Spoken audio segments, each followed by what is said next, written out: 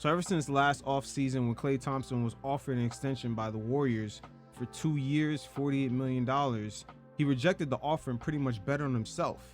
And so far this season has not really bared any fruits.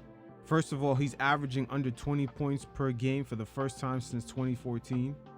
And because of Andrew Wiggins not quite showing up to the season in shape and his poor play, it kind of exposes Klay Thompson a lot more because the Warriors have to rely on a second scorer than ever before, because defensively, between Klay Thompson and Andrew Wiggins, the Warriors pretty much taking L's, man.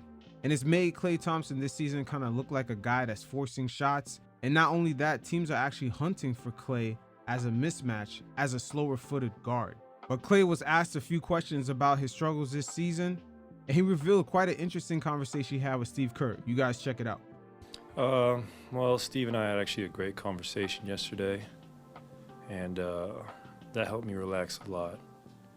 Sometimes I forget just how successful and how lucky I've been to be a part of championship teams and all-star games and gold medals.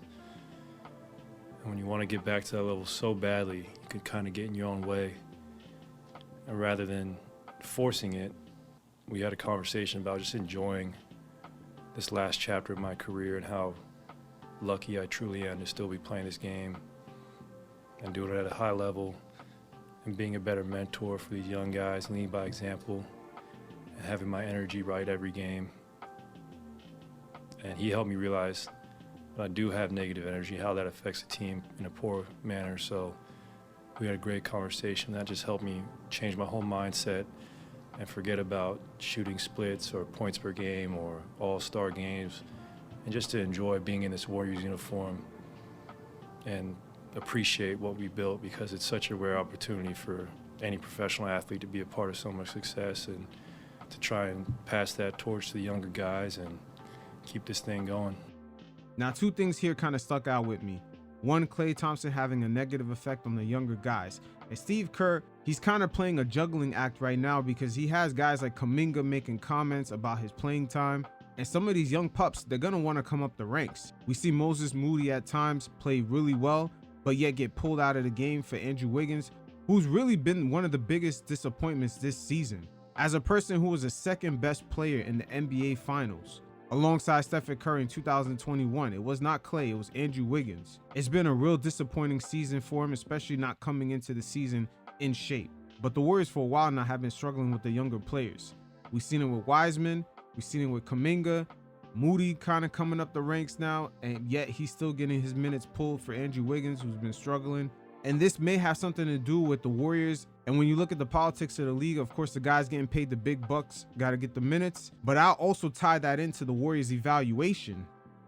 That $7 billion evaluation from the Golden State Warriors. That is amazing that they have a higher evaluation than most NFL franchises, except for the Dallas Cowboys.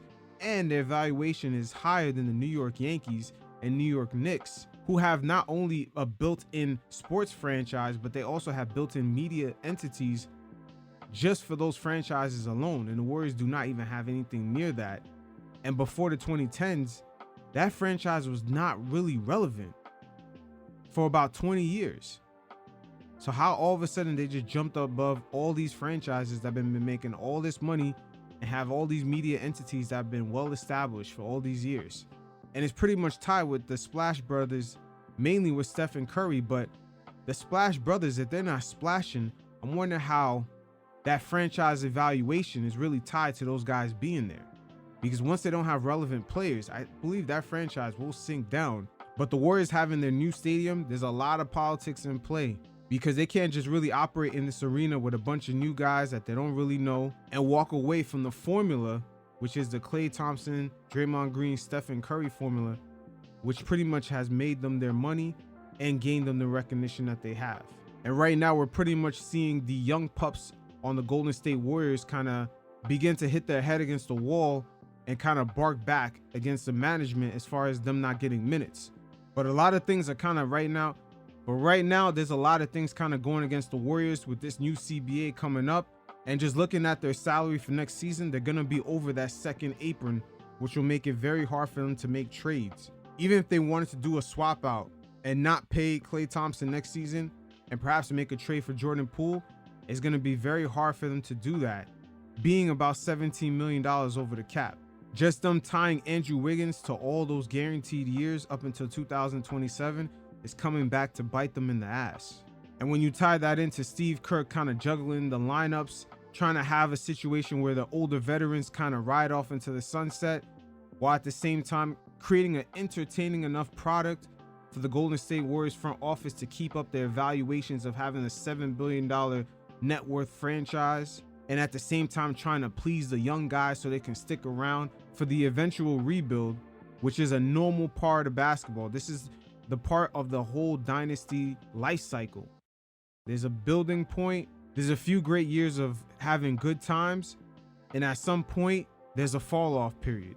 And for the Warriors, once again, they're in a conundrum because their fall off period is with a brand new stadium in San Francisco, with a lot of TV money coming in and also international money coming in, while at the same time your core group is aging out. And unfortunate for Klay Thompson, with his injury history and having all those surgeries, it's coming back to bite him in the ass. The Warriors low-key got their life extended by an extra year in that 2021 season.